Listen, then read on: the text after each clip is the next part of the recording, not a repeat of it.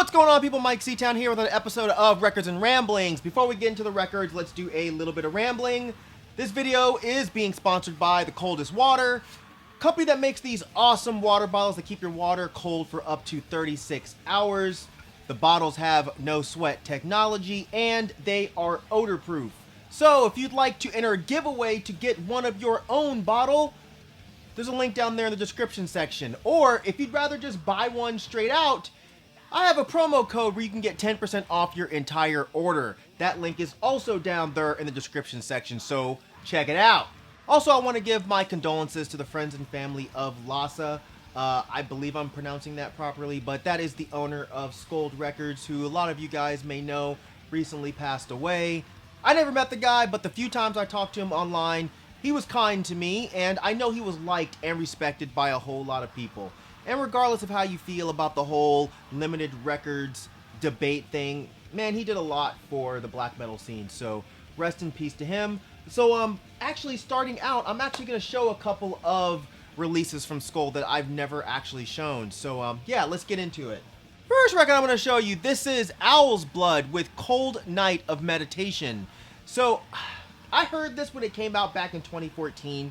But I didn't really love it at the time, so I kind of just sat around and I waited a while, and then the record sold out, and over the course of a year, I kind of fell in love with the album, and I watched the record being sold on Discogs for like 50, 60, 80 bucks, and I just figured I would just never get it. There's a couple times where I almost forced myself to go ahead and fork out that money because I was just so annoyed by the fact that I couldn't have it, but I didn't do that, which was a good decision because it ended up getting a repress from Altair and Scold.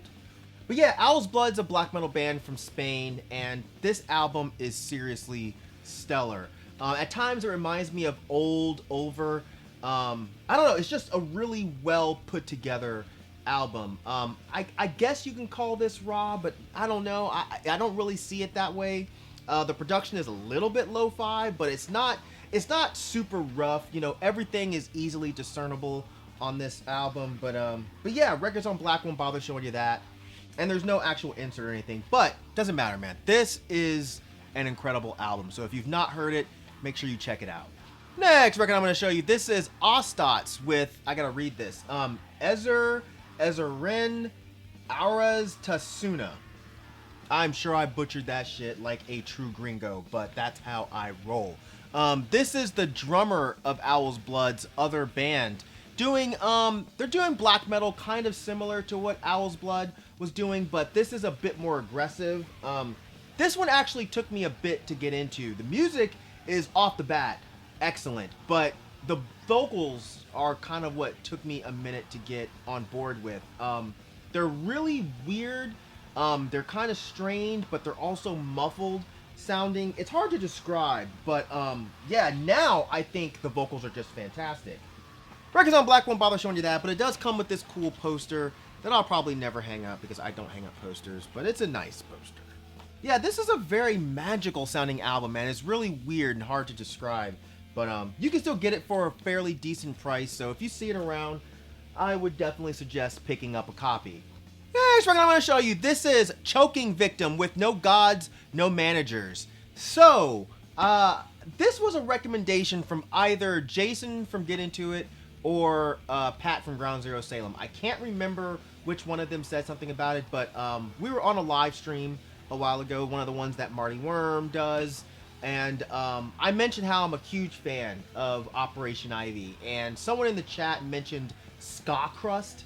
I'd never heard the term ska crust before, and either Jason or Pat was like, yeah, you know, stuff like Choking Victim. I was like, oh, well, I've never heard Choking Victim. I need to check them out when this live stream is over. And I did, and I loved it, man. I still don't know about this ska crust term, but it's definitely very much like Operation Ivy, except it's a bit harder. It's got that great punk sound that I really enjoy, with a ska influence. And a lot of you guys know I absolutely fucking hate ska music, but for some reason I like ska punk. It really doesn't make a whole lot of sense. Here's the insert. Records on Black won't bother showing you that. I had definitely seen the cover for this many times. I just assumed it was a really shitty metal band, so I never even bothered to check it out. And that just goes to show you, man, covers can be quite deceiving. But yeah, the guys from this band are also in the band Leftover Crack. I'm not sold on Leftover Crack just yet, but this is fantastic to me. Right up my alley. Next record I'm going to show you, this is John Coltrane with Blue Train.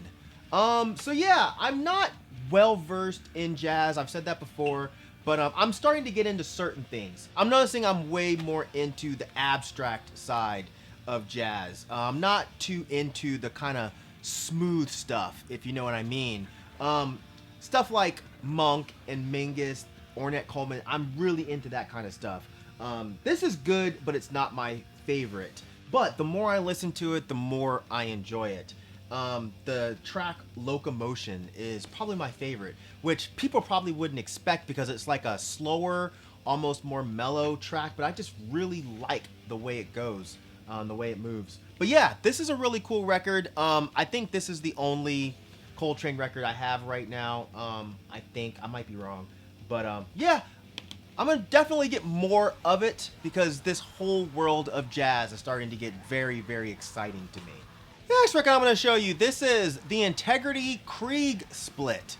So yeah, this is actually a pretty cool idea, partnering up Integrity with Krieg. Integrity is one of my all-time favorite hardcore bands, and this came out right around or right after their 2017 album, Howling for the Nightmare Shall Consume.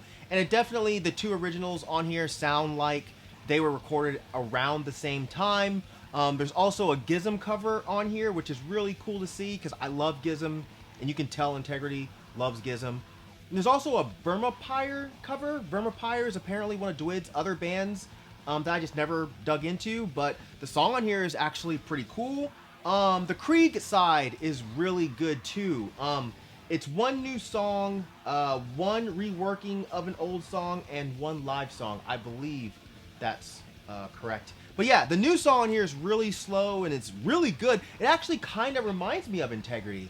The other songs on here are really good too. So yeah, I wouldn't say that this is an essential pickup if you don't already have it, but if you saw it around somewhere, it's worth the money.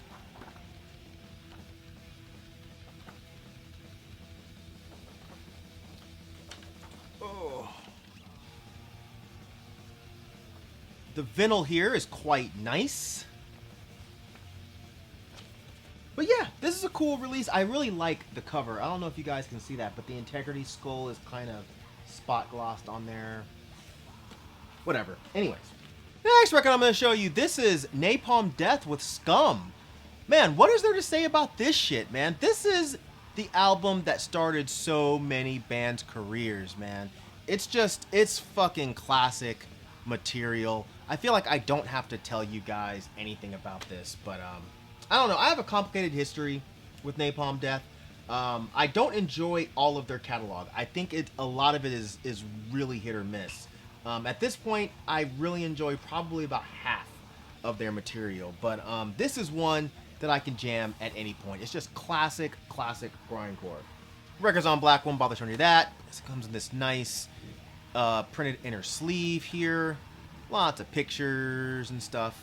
But yeah, I mean, this is pretty much essential grind. If you're not into grind and you're trying to find a place to start, I definitely think this is a very easy place to start. This, along with something like Carcass, Symphonies. Yeah, I don't know. Check it out if you haven't heard it, but I would imagine most of you guys who are watching my channel have already heard this album. Alright, and the last record I'm going to show in this edition of Records and Ramblings, this is Quicksand with Manic Compression. So this is Quicksand's second album. Slip, their first album, is one of my all-time favorite albums, especially albums from the 90s, easily. Great post-hardcore. Oh shit, well, shit. Guess I gotta go this way, don't I? Yeah, so this one took me a really long time to get into. Some of the songs are so different from the first album. You know, some of them are a lot faster, a lot harder. Songs like Backward and Divorce and Thorn in My Side, they just kind of took me kind of by surprise. But then there are songs like Simpleton and Landmine Spring that sound like they were straight off of Slip.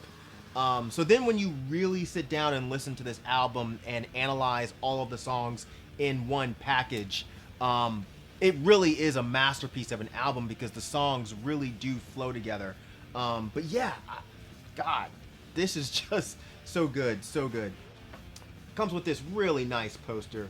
Now that's something I probably would frame and hang up, but I just haven't. But that's a fucking killer poster. And it's on clear vinyl. And it actually sounds pretty decent for being on clear vinyl. But yeah, I'm not super into the newest album that came out in 2017, I believe. I'm still working on processing that one, but this album, man, this probably took me like 10 years to really actually get into, and I'm glad I did because it's really fantastic. All right, so that's gonna do it for this edition of Records and Ramblings. Hopefully you guys enjoyed it. Hopefully y'all are staying safe, keeping your masks on, or just staying your ass in the house.